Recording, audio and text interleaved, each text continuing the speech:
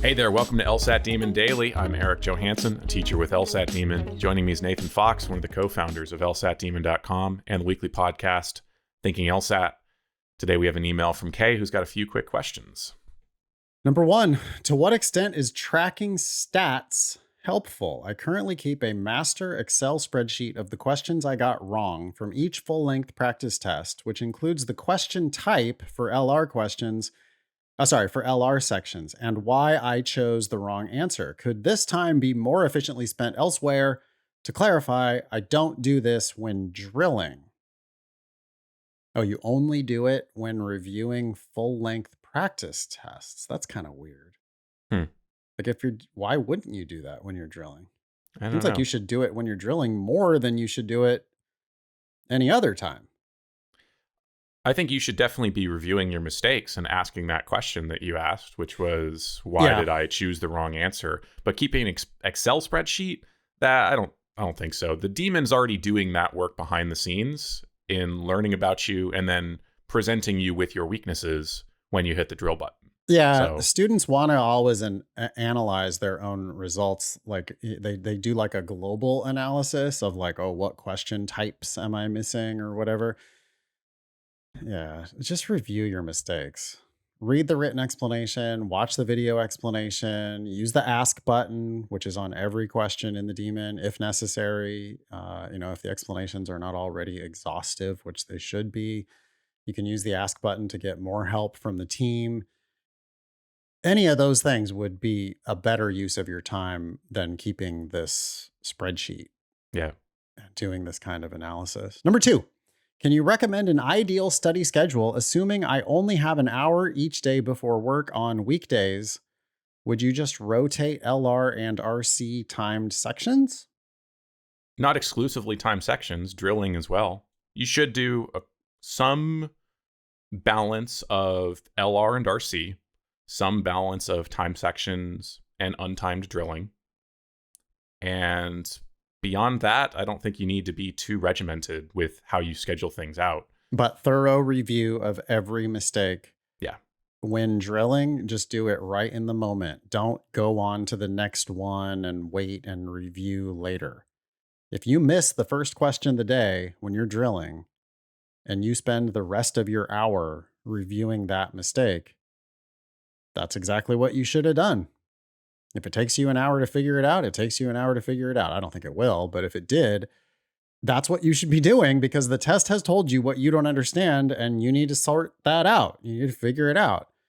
If you do a timed section, then obviously you're not going to be reviewing question by question, but you do that timed section. When time is up, you correct it, and then you got to go review every single one of the mistakes you made.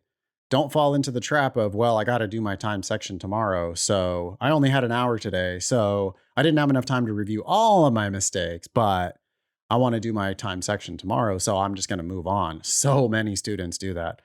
Wildly inefficient use of your time because every mistake is this golden opportunity to learn something about the test. And you're missing the boat if you're not thoroughly reviewing all of those mistakes. But I agree with you.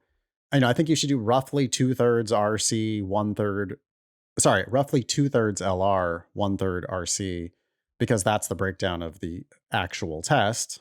So something roughly like 2 timed sections of LR, 1 timed section of RC, and then roughly 2 parts LR drilling, 1 part RC drilling. And again, thorough review of every single mistake. My perhaps unfair generalization is that I tend to want to tell people just do an even split of LR and RC, because knowing how people tend to operate, that will probably end up getting them towards 2/3 LR, 1/3 RC. Because I know you listening right now, you're probably not doing enough RC. It's just how it is. Your doctor's like, yeah, the doctor really wants you to cut it off at 2 drinks every night. And your doctor's like, yeah, you need to have no more than 5 drinks a week. Yeah, right. Right. All right. Yeah. I'm not fudging it. I think you should do 2/3 LR, 1/3 RC roughly. More RC if you are worse at RC. More LR if you are worse at LR. And your dashboard scores might give you an indication of that. But also, if you just review your mistakes, you'll naturally spend more time on the part that you didn't get right. That's a good point. Number 3. Is there a way to find LSAT Demon study buddies for those of us using only the basic or premium subscription services? I currently cannot afford the live class subscription, but would still love to engage with the Demon community. You can, in Demon live classes, just use the chat in Zoom. Eric, I'm sure you've seen students connecting with one another via the chat. Yep. People, I want to study Saturday night at 3 a.m. or whatever, and other people might do that. But there is another way. Yeah. If you go to your dashboard in the Demon, scroll all the way to the bottom, you'll see a button to join our Discord.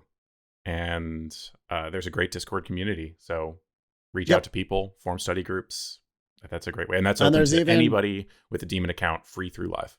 Fun stuff happening on the Discord, like pearls versus turds and just other discussions going on in the LSAT Demon Discord. I haven't checked in on that in a while. Maybe I should go make an appearance, but it is there, and getting a study buddy is one of the main. They even run study groups and stuff on that Discord. So go check that out. There you go. Number 4, says Kay, how many questions should we aim to complete? In a helpful drilling session. That goes back to what I was saying. Yeah. 1, and then if you review it well and you still feel good, do another one. And here's your benchmark of whether you have reviewed it well. Could you explain to Eric not only why the right answer is right, but why you didn't pick it the first time? And not only why the wrong answer is conclusively wrong. It's not that it just wasn't as good as the right answer. It's wrong. It's very likely wrong for multiple reasons, but it's wrong for at least one reason. Can you tell Eric why it's wrong? And why did you pick it the first time? Because you made at least 2 mistakes when you missed that question.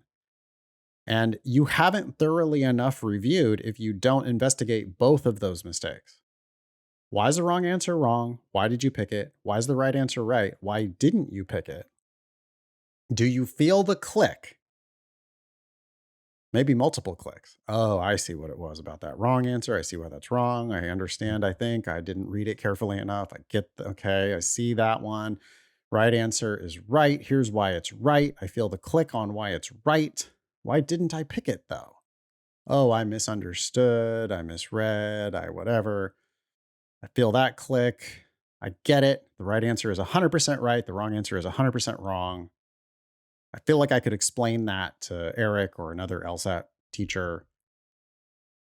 Cool. Now move on to the next one. And it might take you a full hour to do that one time. I don't think it will. I think you can do probably 2 or 3 or 4 questions in an hour pretty reliably. Maybe more than that, especially if you're getting them right. Mm-hmm. But if you're getting them wrong, then that's your job for the rest of your practice session. Immediately solve the problem. Don't have a goal. Oh, I have to drill 15 questions or whatever. That's a mistake. Your mistake is, your real job is get them right. And then when you miss them, you got to really understand why. Yeah. Kay says, thank you for your help and advice. Your platform changes lives. Smiley face. Best, Kay. Thanks, Kay. That's nice of you to say.